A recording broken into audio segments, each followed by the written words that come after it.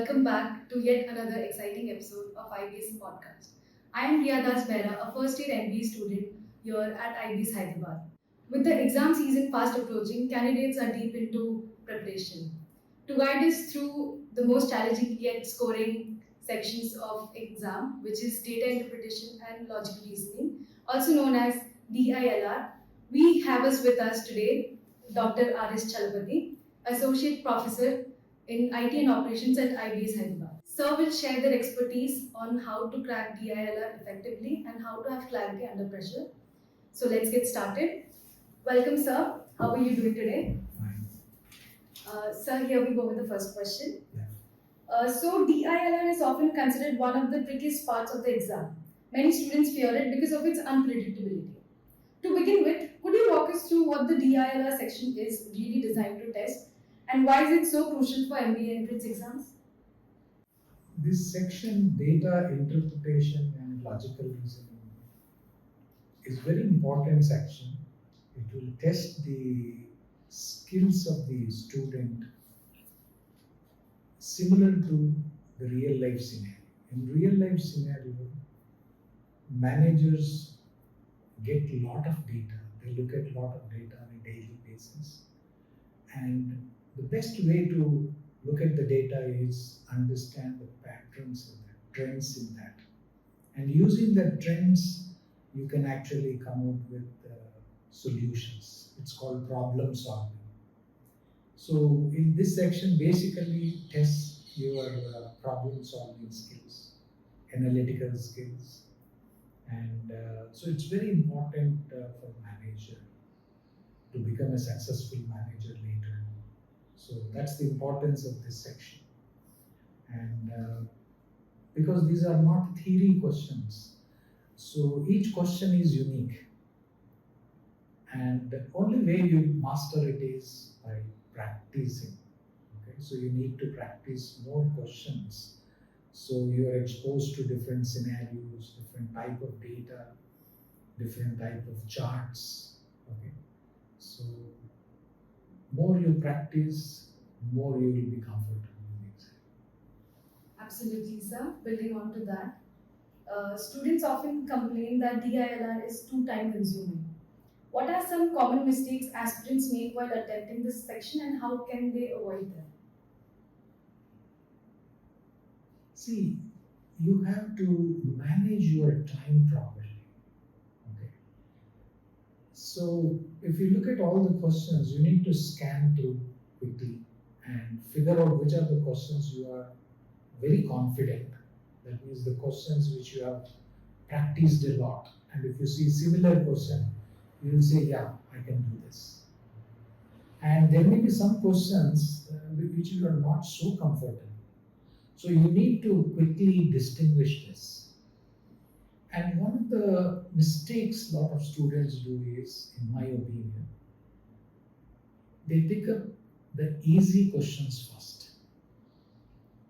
Okay? Looks correct strategy. But let me explain to you.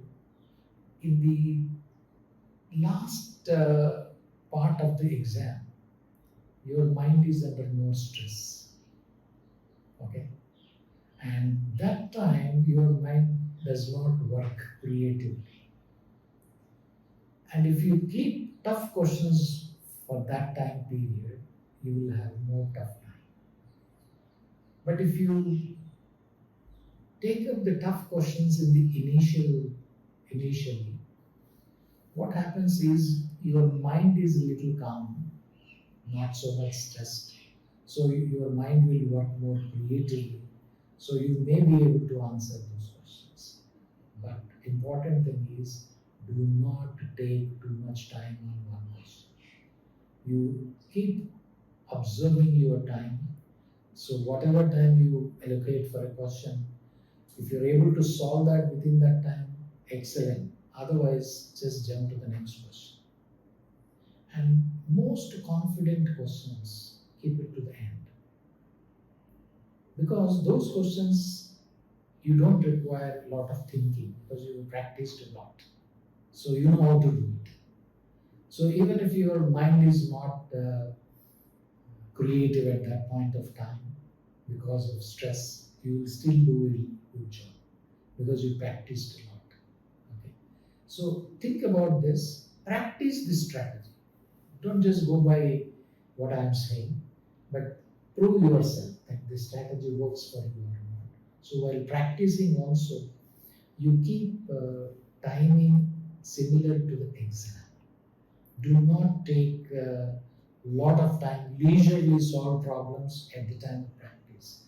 Practice should be like a live test.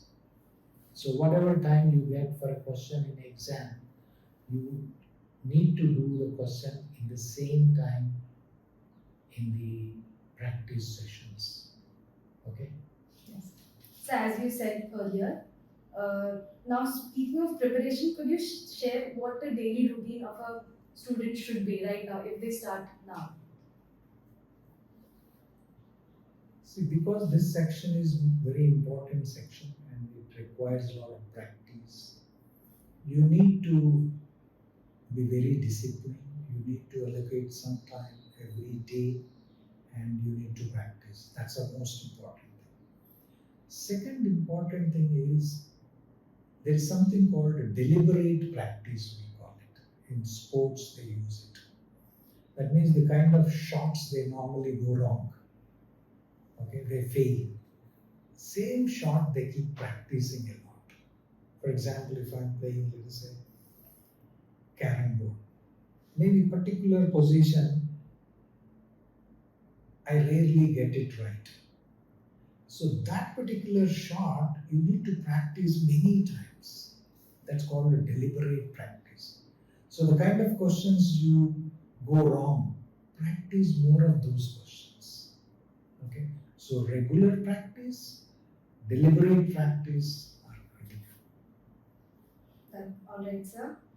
Now let's talk about managing stress that many students struggle, as you mentioned earlier. Why does stress impact performance in this section more than the others, and how can students really manage it during writing the exam? As I told you earlier, during the entire duration of the exam, your mind is not in the same state. As you go towards the end of the exam, you are more stressed.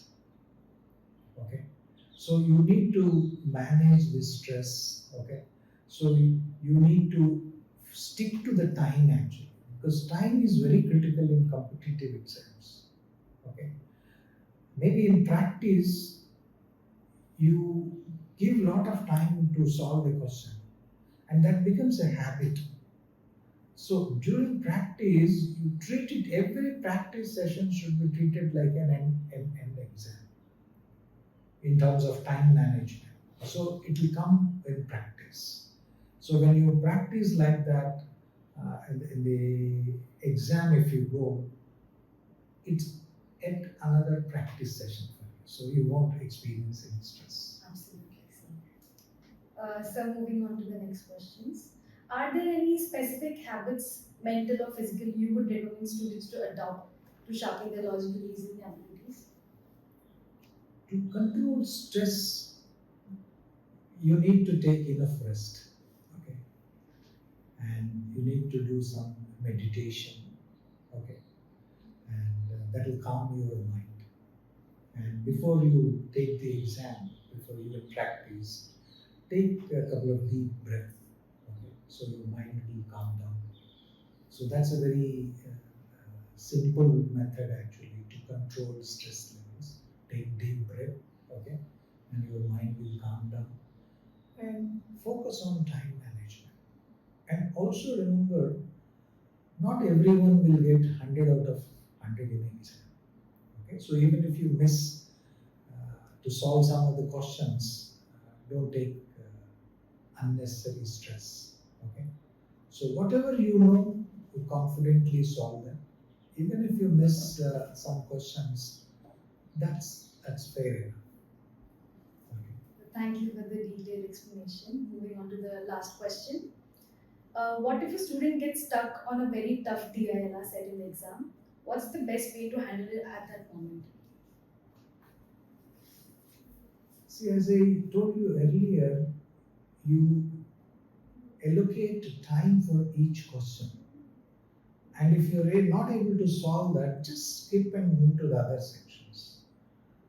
This should not impact how you answer other questions. Maybe the other questions are very easy for you and you can do much better. And if you waste time on this particular question, and it's going to adversely impact other questions. So just move on. With this, we come to the end of our podcast. Thank you, sir, for giving such insightful expertise on DILR. I'm pretty sure our audience might be much better equipped with DILR section now. And to our audience, thank you for tuning in. Be connected to IBS Podcast for more such insightful episodes. Till then, I'm Riya Das Behra signing off, and all the very best for your exams. All the best.